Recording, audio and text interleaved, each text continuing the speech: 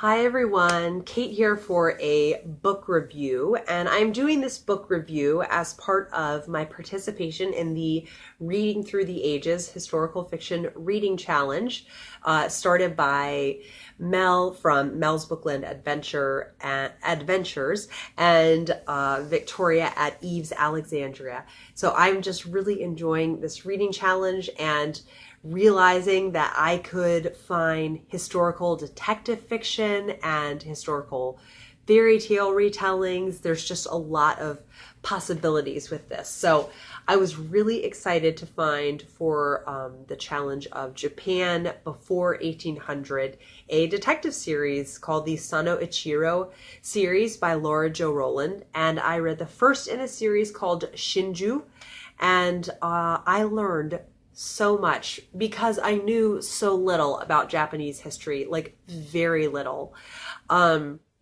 So it's been an education. And this series is set in 1690 in Edo, which already I was so oblivious. I had no idea that Tokyo was not always called Tokyo, that when it was in the shogunate era, it was called Edo. So I already learned that. And it was just fascinating to continually look up things. And I can't tell you just what a vivid picture of Edo at this time the book gave. It was just fabulous. So like I said, it's set in 1690, and you get just lots of talk about different locations, and it was cool to look up the castle, pictures of the castle online, and just all sorts of things, and learn about the shogunate era. And there's talk about, the fires that were in the 1660s that took, I think it was 2/3 of the city or something. It was a ridiculous amount, and how the city was still recovering. So Shinju starts out when there are two people who are found drowned together in the river. And it is, you are seeing this happening. You're seeing the bodies put in the river from the killer's perspective. You don't know who the killer is. You know it's a man, but you don't know their identity. And so the two bodies are found, and it's automatically assumed it is a lover's suicide, which is called a Shinju. So hence the title of the book. Our protagonist, Sano Ichiro, one of his ancestors many years back saved the life of another man. And now the life of the man that he saved, since he did, that family has forever felt indebted to Sano's family. So then we zoom forward to the 1690s, and Sano's father basically says he takes Sano with him to one of the police chiefs, who is a descendant of this man whose life they saved. And he says, your family is indebted to us. I'm dying, and I want my son to get a job. So he is given a job. He is a samurai. He's a police detective, and he's given the job. And so there's lots of kind of like mutterings and bitterness about the fact that he got a job through connections. And I just really enjoyed how cultural expectations affect the investigation and his career, and just all of it in this. I just thought this was just a really organically woven together story, and done so very well. But he does have the job, and he wants to do it well. And he hears about these two bodies that were found. One of them is from a nobody. He's a painter who's very poor. He's very, very down, low ranking class wise. But the woman who was found is from a really wealthy family.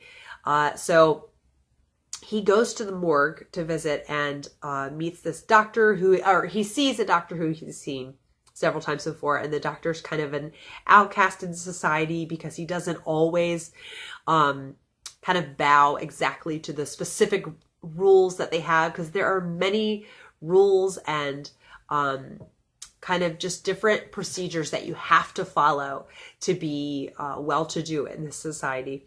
And the doctor basically thinks that these bodies look extremely suspicious and they should do an autopsy. But Sano is hesitant to encourage this because an autopsy is something that people would believe that would affect the souls of the body. But he wants to be sure that there's not a murder they need to investigate. And so, of course, the doctor ends up doing the autopsy and water is not found in the lungs. And this means the cause of their death was not drowning. This basically then sets off a really fast and well-paced turn of events where I just thoroughly enjoyed this so much. It starts out with Sano starts inquiring, asking the family of the wealthy girl, Yukiko was her name, of her family questions. And then, really, they're not happy that he's asking questions. But then the poor painter who, that murder victim, he starts asking around his work quarters and basically gets some names of possible suspects. And so he starts going through the typical, he visits different suspects.